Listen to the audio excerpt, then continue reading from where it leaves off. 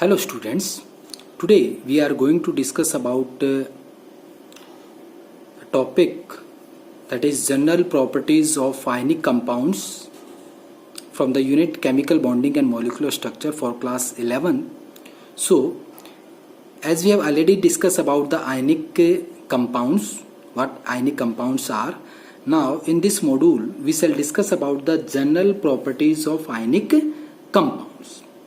So first, if we look over the physical state, so the physical state, the compounds, or you can say the ionic compounds, they are usually exist in solid state, like NaCl, KCl. You have seen in your house that they exist in solid state.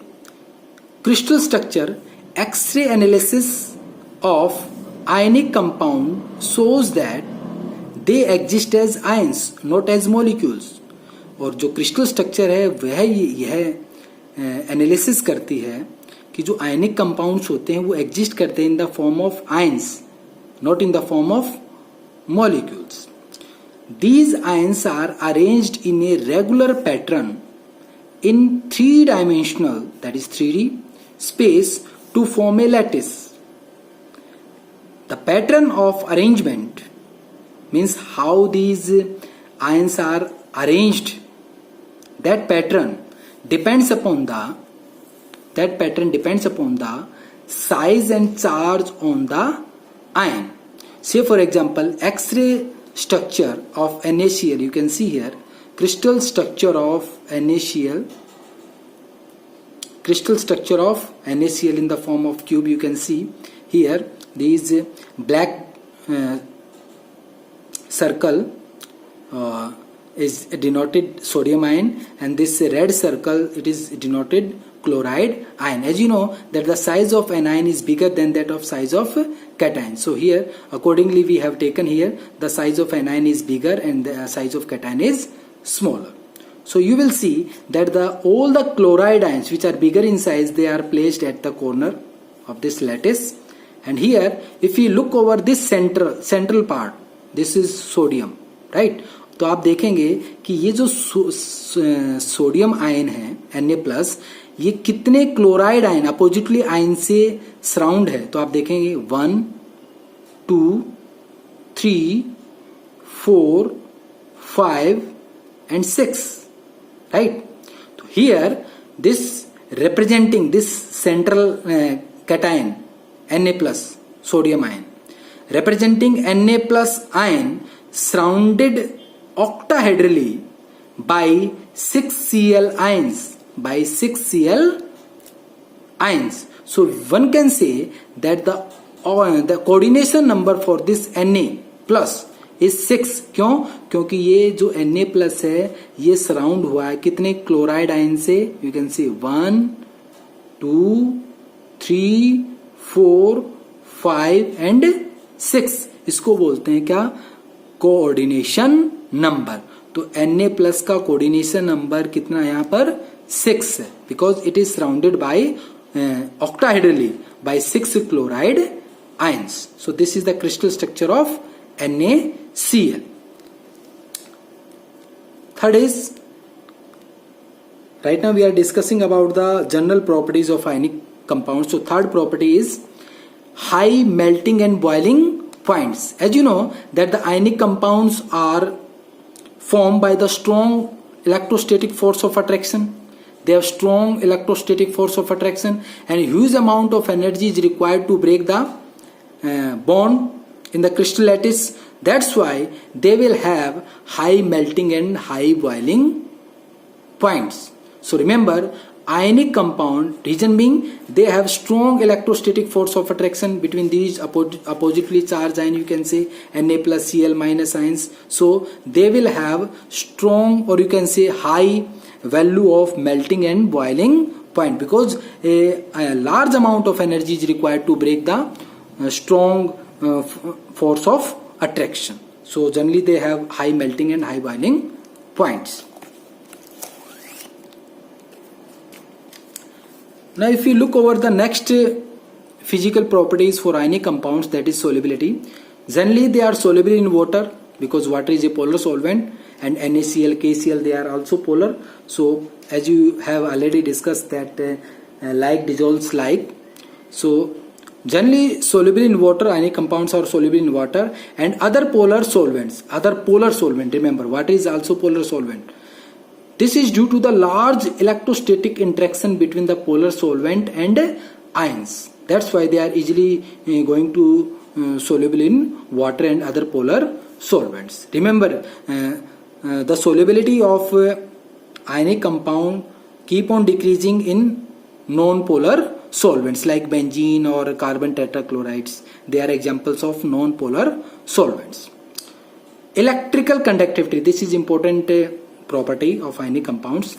They conduct electricity, means they have tendency to conduct the electricity in solution, means if we add NaCl to the water, right, beaker having water, if you add NaCl to that water, that will become solution, and that solution will conduct electricity. Or in the molten state, means when NaCl absorbs certain amount of moisture of water, again it will conduct electricity, because in solution and in the molten state their ions are free. Their ions are free to move. That's why they are able to conduct the electricity.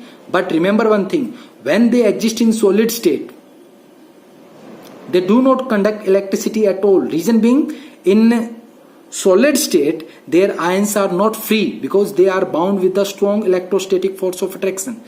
For the conduction of electricity, the ions should be free, and if they are free, definitely they will move. But in solid state they are not free. That's why the electrical conductivity is almost zero when the ionic compounds are in solid state, but they can conduct electricity in solution or in the molten state. Next, another important property for the ionic compound is ionic reactions. Ionic compounds split up into oppositely charged ions when dissolved in water, as we have seen that in case of NaCl, if we add NaCl to the water, NaCl easily split out into Na plus and Cl minus in the solution. So as oppositely charged ions combine quickly, these reactions are very fast. Remember, ionic reactions are very fast, because here you can see through this example you can learn it better. Na plus aqueous means you have added NaCl to the water. Again, this AgNO3, you have taken this salt, and if you add this in water, this will form AgNO3 aqueous, right? So here what will happen, the replacement of the ion will take place. So here Ag plus and Cl minus from this NaCl, they will combine to form AgCl precipitate solid. It will exist in the form of solid, and here Na plus positive from here, positive part from NaCl and negative part from AgNO3, they will combine to form NaNO3, right? So this reaction is thoroughly ionic. That's why the reaction will proceed in a faster way. Another important property for the ionic compound is non-directional character. Remember that ionic bonds are non-directional in nature. In ionic bonds, each ion is surrounded by oppositely charged ions, as we have seen in the case of lattice structure of NaCl that is observed by the X-ray study. So in ionic bonds, each ion is surrounded by oppositely charged ions uniformly distributed all around the ions, and therefore the electrical field is non-directional. Electrical field non directional होगा क्योंकि जितने भी जो ions होंगे वो oppositely charge ion से surround होंगे, तो उनमें जो इलेक्ट्रिकल फील्ड होगा उसकी जो डायरेक्शन होगी that will be non directional. So overall you can say that ionic bonds are non directional in nature. So these are few properties for the ionic compounds. Now next, moving to the covalent compounds. What are covalent compounds and what is a covalent bond? You will see here covalent bond. It is a chemical bond. Remember, covalent bond is a chemical bond formed by the mutual sharing of electron. between two atoms. Remember, in case of ionic bond, we have discussed that ionic bonds are formed by the complete transfer of electron. But here, in case of covalent bond, it is formed by the mutual sharing of electron between two atoms. The combining atom may be of same or different elements. Like you can see here, in case of H2, here the mutual sharing of these two electrons from different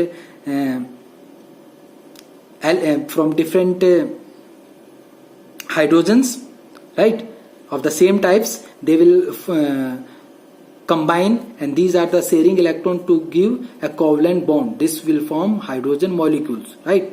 And it can be happen with the different elements like H and Cl. They will form HCl. So this is the mutual sharing of electron. This bond is called covalent bond, right? Same is the case for Cl and Cl, right? They will form this shared pair of electron is represented by these circles. You can see here, sharing of electron can be shown by drawing a circle around each atom. So these two, you can see these two electrons, they will form a bond. So this type of sharing is called covalent bonding.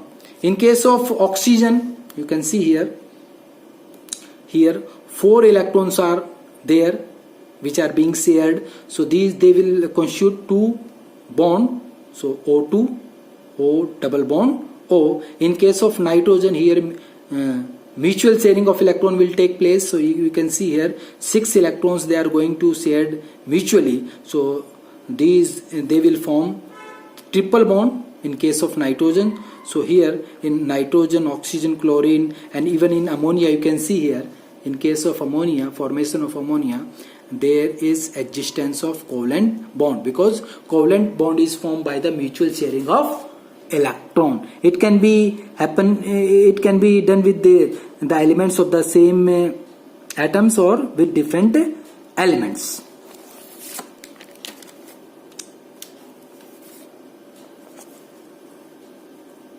Next is polar covalent bond. What are polar covalent and what are non-polar covalent? You can see over the slide. Polar covalent bonds, when the two different atoms form a covalent bond.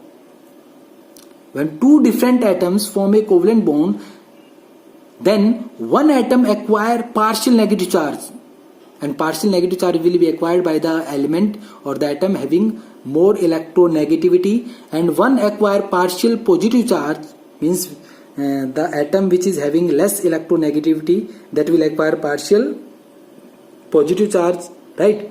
So the bond thus formed is called polar covalent bond. You can see H and Cl, the electronegativity value for chlorine is 3.0 and for hydrogen is 2.1. So chlorine has more electronegativity, that's why due to more electronegativity it will have partial negative charge, and this delta represents the small change, right? Small charge or small change in the charge, means here electron density will be high and here electron density will be low, because it has less electronegativity. Hydrogen has less electronegativity, that's why it will acquire partial positive charge.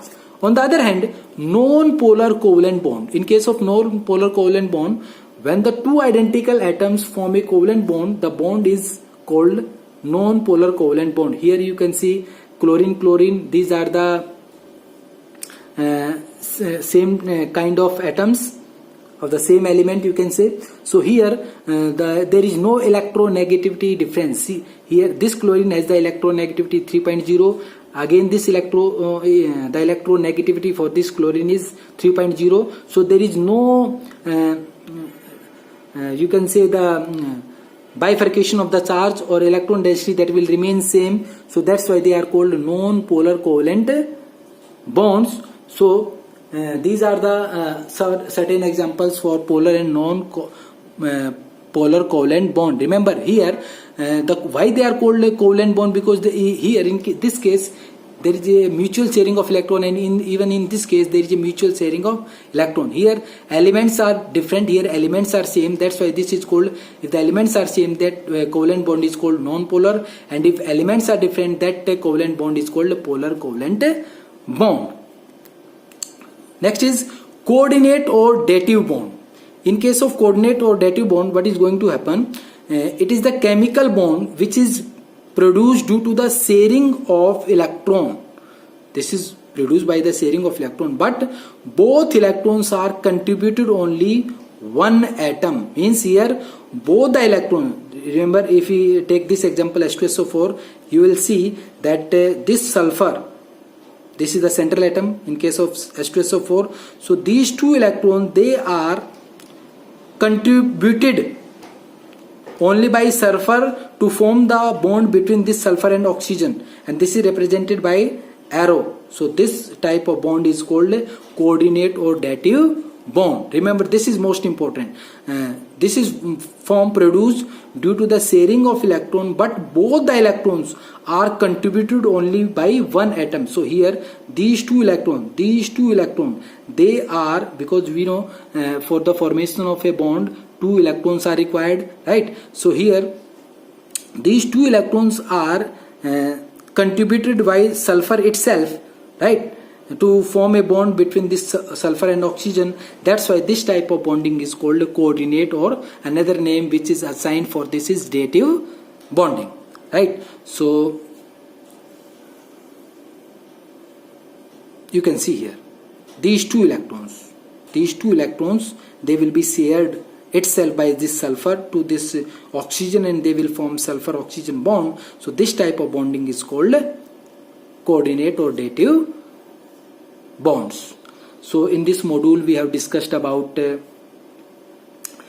different physical properties of ionic compounds and why they are ionic compounds are in a position to conduct electricity, and which type of structure they have, solubility, and we have discussed about the non-directional nature of ionic compounds. Thereafter we have discussed about covalent bond, which is formed by the mutual sharing of electron, then polar covalent bond and non-polar covalent bonds, and finally we have discussed about the coordinate or dative bonds. So I hope you will find this video useful. Thank you. Have a nice day.